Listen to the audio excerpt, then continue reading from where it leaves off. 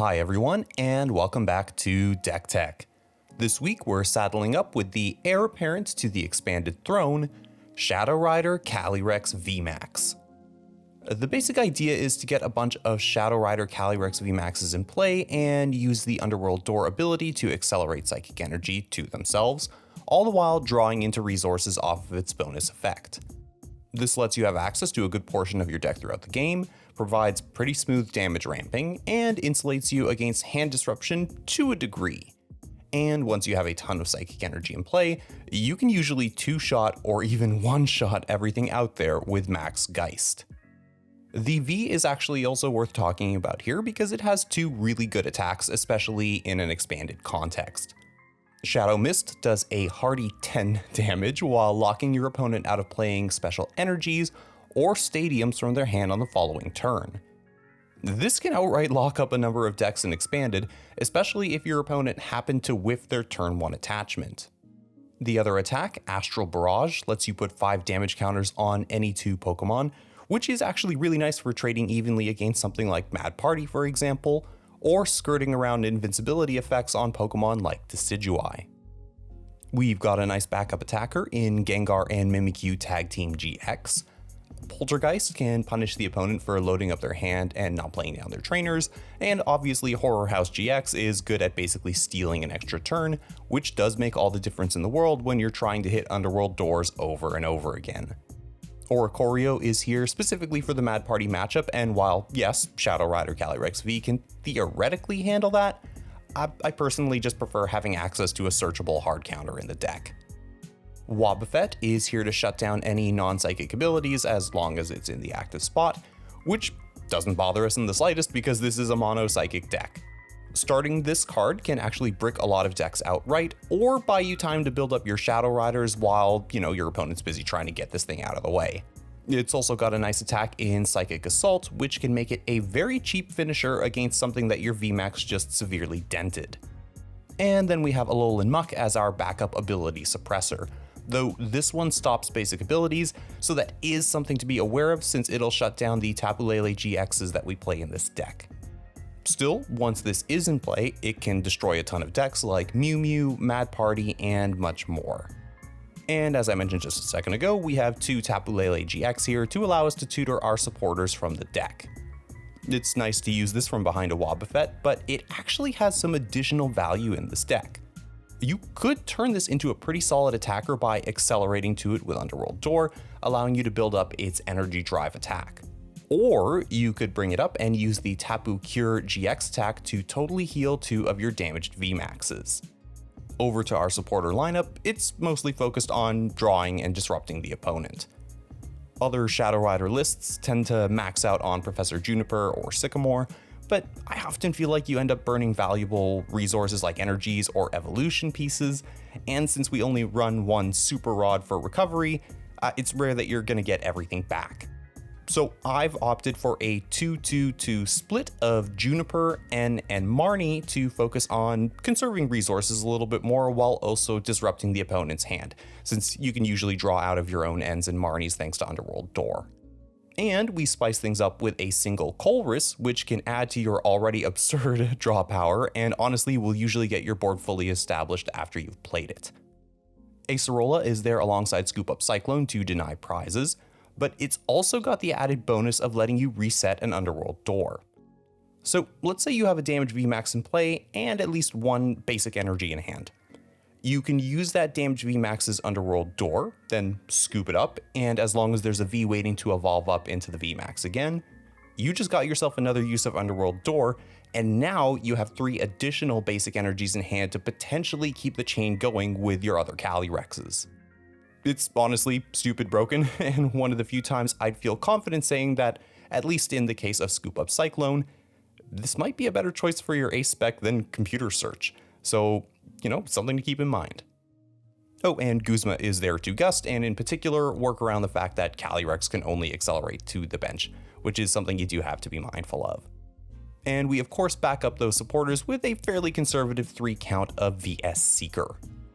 We play a lot of search in this deck, with Fog Crystal and Mysterious Treasure putting in considerable work to search our psychic Pokemon and psychic energies, and we do have Quick Ball here as well because, you just really need to prioritize getting a few Shadow Rider Vs in play on your first turn, and they really do help with that.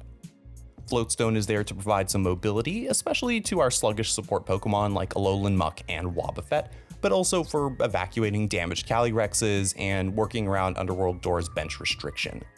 Field Blower clears out annoying chaotic swells and enemy tools, which is always a plus. Silent Lab acts as a backup Alolan Muk, keeping our opponent locked down while we, in theory, Underworld Door our way to victory. And finally, we play a hefty 13 count of basic Psychic Energy to keep Underworld Door running smoothly. I think one of the things that makes this deck work really well in Expanded is the fact that you don't play any special energy at all, which is great because so much of the energy denial in Expanded is focused specifically on removing special energy, so you can kind of just keep chugging along. And that's it really.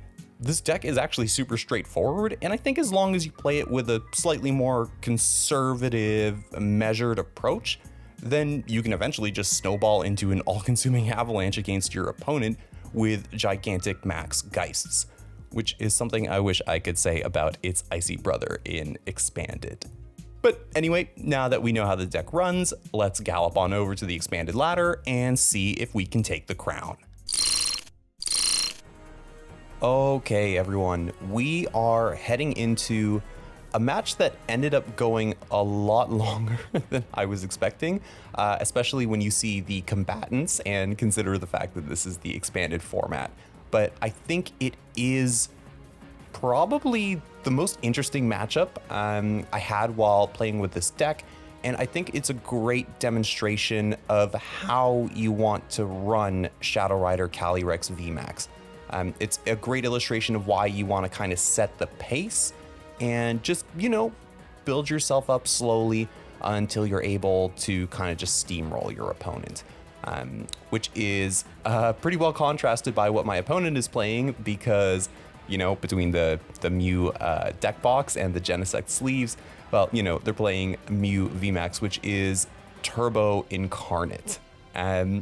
So, jumping right into things here, I get a godly start by having the Wobbuffet there in the active, and arguably starting this Wobbuffet here, that may have decided the game, before it even really started.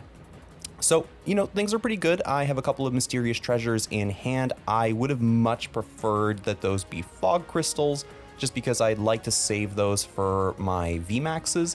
But, at the end of the day, I'm not going to worry about it too much, because at the very least, it gives me the opportunity to load my discard pile with some supporters. That Colress in particular, that is one that's not going to do me too much good right now, but I certainly want to have access to it 2-3 turns down the road, because Mew is a deck that really loves to fill its bench, as is mine, so we can get the fat 10-card draw off of that eventually. And, for my part, I'm sitting pretty. Wobbuffet obviously is going to shut down the Fusion Strike system, which is really helpful because it means my opponent's not going to be able to turbo through their entire deck on their first turn. But there is a little bit of counterplay, and I do have to factor that some of the Fusion Strike Pokemon are Psychic types. I don't believe there are any Psychic types with abilities that I need to worry about, except... no, the Deoxys doesn't even have an ability. It's just the badges printed on the card. So really the relevant thing that I'm trying to shut down here is the Genesect V, because as long as, they don't attach a Fusion Strike energy to it, they won't be able to use that ability and draw through their deck. And I believe in Expanded as well, Mew VMAX tends not to play too many draw supporters, if any at all. So, if my opponent doesn't have a way to put Fusion Strike energy onto their Genesects early on, then they're not going to be doing a lot of drawing. Now, the other thing is they can attach those energies to get around the Wobbuffet, like I mentioned, which is a bit of a double-edged sword. On the one hand, it means that the energies are stuck on those Genesects, and since this is a Mew VMAX build, they're not going to be playing any metal energies or anything like that, so I'm not too worried about the Genesects attacking me, unless my opponent really wants to go all in on one. Not that that's really the optimal way to go about it. But, also for the Meloetta, sure, they'll be in play for Meloetta to attack with, But then, if I can dispatch the Meloetta easily enough, then, those energies basically end up being stuck there and you can't special charge them back. And eventually they might not have the attachments necessary to get off Meloetta's attack. So, they'll go for the Ellis' Sparkle. Good for them to have it in hand, I guess. Which means that they will be able to get the one draw off of that Genesect there, which is great for them. And they're just going to pop up the Mew here. They're going to burn a couple of power tablets, if I recall correctly here. I thought maybe they would have the Dimension Valley and they would just go, I believe it's for the Psychic Leap to take out the Wobbuffet and shuffle the Mew, the Mew back in, which would have been really smart. But I think here they're basically just trying to get a little bit of extra draw, which is fine. Hey, they can get, I think if they play down one more card, they'll be able to go back up to 3. But if they have any additional Pokemon in play, then they can certainly extend their draws a little bit there. And for my part, if they want to draw into a ton of cards, that's okay, because I have the Marnie ready to go. And instead it looks like not much is going on, so I've successfully stalled them for one turn, and they'll just go for the energy mix onto the Mew. So I top deck the Fog Crystal there, which is fantastic. That will get me into one more Shadow Rider Calyrex V if I want. I was debating going for the Gengar Q here, just to maybe get a cheeky KO on the Mew V, especially since I haven't seen a Latias yet, and if Latias is a thing, well, I'm going to have a hard time removing Mew VMAX from the board. So I was debating, but I realized that, I probably wouldn't be able to hit, the Float Stone, the Shadow Rider, and the energies that I'd need to get the full effect of it off, and I don't really want to give them the extra cards anyways, because they'll just pop off even more the following turn. So, I decided to just continue establishing my board. I am able to finally get one VMAX in play, which is fantastic. I still have to be a little wary of my opponent. If they have the boss's orders, for example, with, I believe, the 2 remaining power tablets that they have in deck, they could steal the KO on a V, which obviously would not be ideal. But at the very least, hey, I can set up one attacker. I'm not doing too much with just 3 psychic energies in play. But, I'm pretty chill now. I know I can probably force my opponent to play a 7-prize game if I can find a way to remove the Lele a little bit later on. They're really going to want to get rid of this Wobbuffet if they're smart about things. And then from there, I can just start kind of muscling through with my Calyrexes. And we do see another Mew V coming down, which is fine. And obviously they have the VMAX now, which is super concerning. I was pretty sure off of this quick ball that they were going to go for the Latias. But I've seen a lot of decks are dropping that more and more. So I think they're just going to go in hard on setting up more Genesects. And if they have a Meloetta in there, that's probably a good play, just because you can take out the Wobbuffet and then get a really good follow-up hit in with your Mew VMAX. But for their part, they're just going to draw in. They'll get up to 5 because, again, they only have access to the one Genesect ability right now. So Wobbuffet putting in even more work. And they're going to start throwing down power tablets again. I figured at this point there was a better chance that they would have access to the boss off of this. And with that Cramomatic there, if they hit the flip, which they do, then yeah, they can definitely get the Gust there. And they don't want to take the time to let me continue to set up. They really just want to take 3 prizes and put the screws to me, because then you can just pick off Wobbuffet and Lele, for example, or any of the Vs that I don't evolve up, and you have a much easier route to victory there. So they're going to go for the boss. They're going to get a nice fat hit into me, assuming they can get another power tablet there. They are going to go for the quick ball. So let's see what they pull out. And it's just going to be another Mew V to stack their bench up, which is fine by me because I have a VS Seeker in hand, which will give me access to a nice fat Colress if I want it. And obviously now that they've bossed my Wobbuffet out of the way, they are going to have access to their full repertoire of Genesects, which is a little concerning. The only thing I have going for me here is the fact that I think even with 2 power tablets, they do not have the OHKO on my Shadow Rider Calyrex, which is really important. because as long as they're not able to one-shot me and I can get access to either Acerola or my Scoop Up Cyclone, then I actually don't have to worry too much about my opponent messing with my board too much. And, you know, once they've burned all their power tablets, then they're basically forced to go for Techno Blast every turn. But obviously that locks them out of the follow-up attack, and, you know, with some of their energy already committed, it's going to be even harder to kind of chain those together. But, you know, hey, they can get a pretty brutal, I think, 270 damage hit onto me here, which is not nothing. And obviously, if I don't get the Scoop Up option on my turn, I will be in a little bit of trouble, because this is my only VMAX. I'm not going to be able to draw into too much, and I have not seen a Float Stone yet, which is not great. And they do have the Meloetta there, which means they could potentially go for a very cheap finisher, even though the Mew's not going to be able to take me out here. So yeah, they're going to hit me with a fat 270 damage Techno Blast, which really hurts my feelings. But, you know, I'm just going to chill. I'm going to go for the Underworld Door here, and off of that, I do hit the Scoop Up Cyclone, so now I can go for my really degenerate combo here. So ideally what I'd like to do is scoop up the Calyrex now that I've burned its Underworld Door ability. I'll just put up the Wobbuffet just in case I'm not able to get the attack off, just so I can stall those Genesects a little bit more.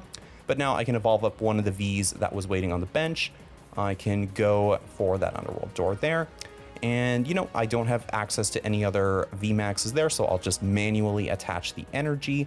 And then I'm going to go for a big, fat Colress for 10. Oh my god. And they tell you that Mew VMAX has disgusting draw power, and I basically see everything I want to off of that. So I'm able to bounce their Dimension Valley, which is great. Silent Lab will provide additional disruption against the Genesects, again, the ones that don't have Fusion Strike energy on them. But of course, now I also have a ton of outs to energy and additional VMAXs, which is really good. So with 3 energy in hand there, I'm able to just thin my deck out a little bit more. I can evolve up one of my Vs and just start chaining Underworld Doors. And, you know, the magic number I want to get to is 10. 10 energies will guarantee the KO on a Mew VMAX, and obviously anything else that's in play. So that's what I'm going to try and snowball towards. So I'm just going to attach that one. I want to basically try and get each Shadow Rider set up in sequence if I can. And, you know, things are looking pretty good here. I don't really have much else to do. I didn't hit the Float Stone, and I don't think I would attack at that point either, because then we're just trading 2-hit KOs, and my opponent certainly has the ability to take out my Calyrex if they, you know, throw down the Meloetta. Let's say they could Psychic Leap away and then go for a big attack there. They will bounce my Silent Lab right away, which always happens when you're not playing against anything, you know, not named Ultra Necros Garbodor. But, you know, it's okay. I don't mind, because I still have Wobbuffet in play there, so they're only going to have access to the one Genesect ability. I'm still drawing them up to 6, which is pretty good for them.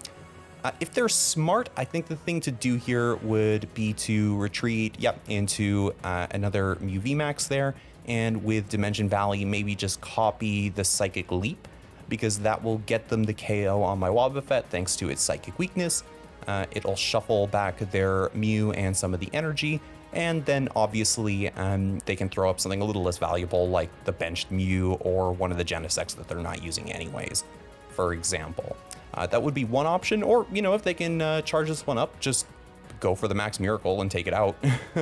But obviously the scary thing for them there is that if they take out the Wobbuffet, well, I'm just going to bring up my Shadow Rider Calyrex, and I'm going to take a big hit into them. So now that I've got all 4 of my VMAXs in play, I am just going to rip through my deck with those Underworld Doors. And hey, I see a couple of Float Stones off of that as well, which is fantastic. So now I can get the attack off. And as long as I can get, I think I need, 2 more energy. If I can get 2 more energy in play here, then I can one-shot that Mew VMAX, which is going to be fantastic. So looking at my options here, you know, I'll just bounce their Stadium because I can. I want to try to slow down those Genesects, especially as we get into the late game here. I am getting a little worried about my deck size. I only have 8 cards left because that's what happens when you chain together a ton of Underworld doors. So I decided to make a bit of a risky call here and go for the N. I am giving my opponent additional resources, but I figured with, 8 cards in deck, I was probably going to see back most of what I wanted anyways, and at least one of the energies, which, happened to be the case. I was able to get that magic 10th psychic energy in play. So now I can just go for a gigantic Max Geist and get the perfect 310 damage to KO that Mew VMAX.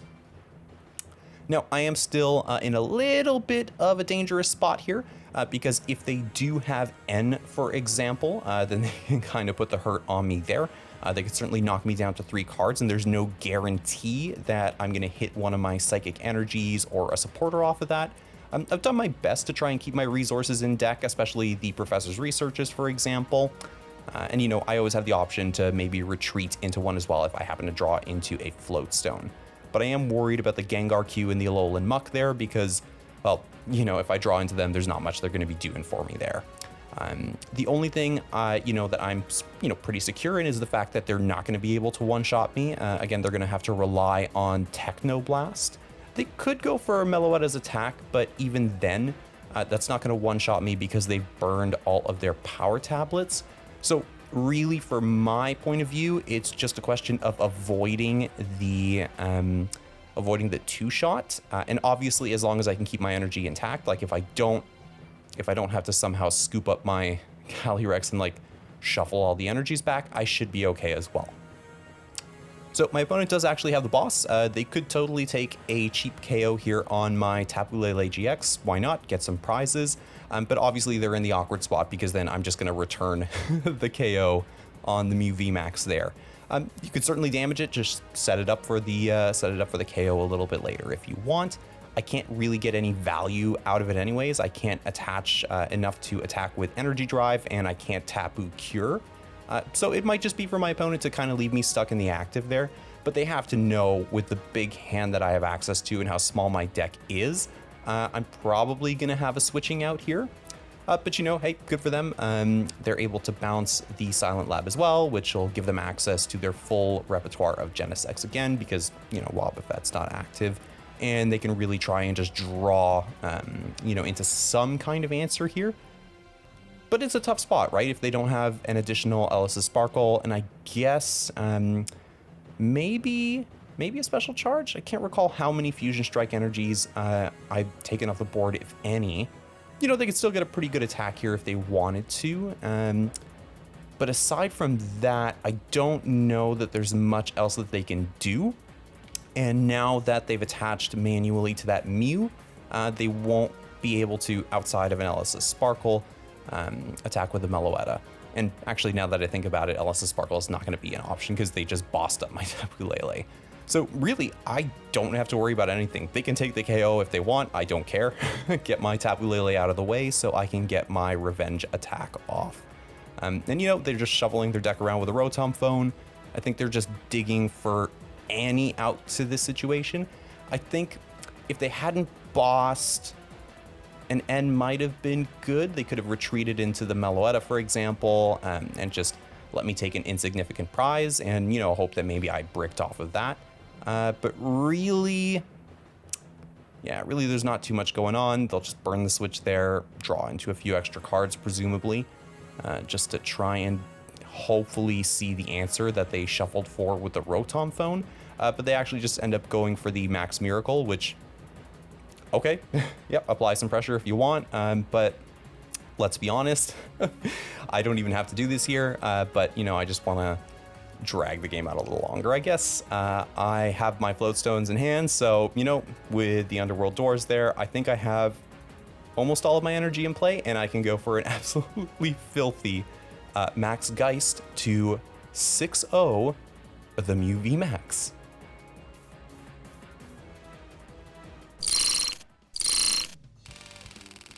Guys, if there was ever a game I wanted to win, it was that one.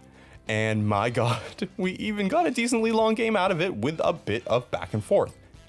Doesn't happen very often in the game these days. But you know, in all seriousness, I think the strengths of Shadow Rider Calyrex VMAX were on full display there. The ability to largely lock down Mew's engine and force them into suboptimal plays was one that I very much relished during the course of that game, and while Mew did have a few ways around that, I could still set a pretty reasonable pace and keep up when I had to, and you know, eventually Calyrex just became too powerful to overcome. Now speaking to the deck specifically, this is anything but solved. It is an evolving, expanded archetype, and I certainly think that at least the supporter lineup needs some serious tweaking. And it totally needs a interesting deck to beat dark decks because you get bodied otherwise. But you know, take the list for a spin yourself and let me know how it goes in the comments below. If you make any interesting tweaks, adjustments, anything like that, please do tell me because I think I'm going to be running with this one for a while. And hey, if you enjoyed today's video, make sure to hit that like button and subscribe if you haven't already. I will catch you all in the next one, and until then, take it easy.